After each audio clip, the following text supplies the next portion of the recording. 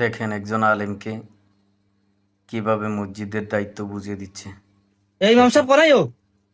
ইমাম সাহেব, ও ইমাম সাহেব। এগাও সালামু আলাইকুম।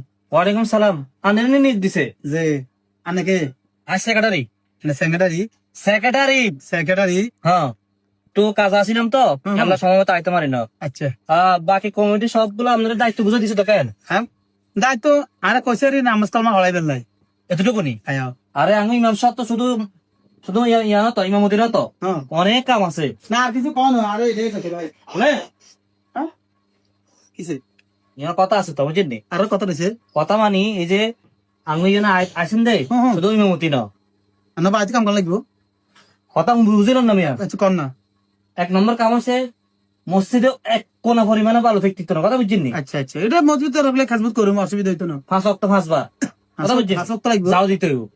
হ্যাঁ হ্যাঁ, আর আর আশেপাশে ওই যে আজান দেয়, হ্যাঁ হ্যাঁ আশেপাশে জায়গাগুলো ময়লা থাকে, যেন ময়লা না থাকে, কথা বুঝছেন? আচ্ছা আচ্ছা এবার আইন আমরা একটা কাজ দিয়ে দুটো লই আইন ইমে আইন আসতে না না ভাই আর হানা চলে যাবো তো আর আইন হ্যাঁ ইয়ার আগে যে ইমামকে রাখছি না হ্যাঁ পুরো খান্ডাস হ্যাঁ খান্ডাসটা আছে বলা এই স্যার এই এত গোসলখানা মুসলমান কিচ্ছু পরিষ্কার আর তার কারণে বিদায় করে দিস, কথা বুঝছেন? বুঝছি এই শুনেন এই গোসলখানার নিয়ম কারণ হচ্ছে ডেলি একবার হলে বাথরুম পরিষ্কার করতে হইব।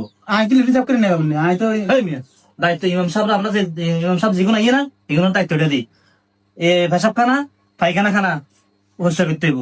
এই যে ওজমানা পায়খানা খান হ্যাঁ, না পায়খানা খান আনা কোন পায়খানা খান পায়খানা পায়খানা পায়খানা পায়খানা খানা মানে হিয়ানো মাঝে থাকে আর বাথরুম করে। আচ্ছা আচ্ছা ইয়ো মিয়া মিয়া লেফটিন করে। ডিস্টার্ব মার্কা হয়ে গেছে। আর দেখছেন না গোসলখানার কি অবস্থা, হাত আর ওটা দেখছেন নি?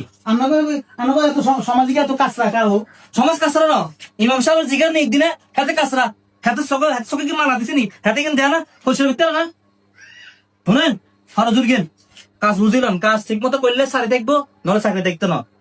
কোসো আপনার ওজুখানা ডেলি একবার পয়সা করতে হইব, কথা বুঝছেন? কোনো ধরনের হাত আলাদা দেখতো না, ঠিক আছে? এরকম হলে চাকরি থাকবো, নয় দেখতো না, ঠিক আছে? এক কাম করেন ভাই ইয়া আরে আনারা মসজিদ নামাজ আছে না হ্যাঁ। আরে দি হড়াইয়েন না আই আনাগো লেট্রিন সাফ করুম হেসা কলা সাফ করুম অজু কলা সাফ করুম হ্যাঁ। আনাগো বাইরে রাস্তা গিয়ে সাফ করুম হেই। আনাগো উন্ডাল সাফ করুম আনাগো বেড়ি কাঁচও সাফ করুম আনাগো বেড়ি করে গোসল করাই দিই থামেন।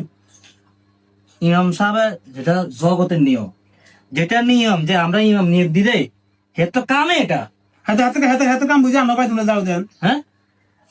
আর আমি হিমুজান কিনলে আমাদের রাগ করি কমিয়া আয় আপনার কইছি মসজিদের যতটুকু কাজ আছে, মসজিদের মাঠ পেশাব খানা মসজিদের ভিতরে সব করতে হইব। আইন তো ঠিক আছে, আলাদা মরি আপনি কাজ শুরু করে দেন, যান চাকরি কমপ্লিট।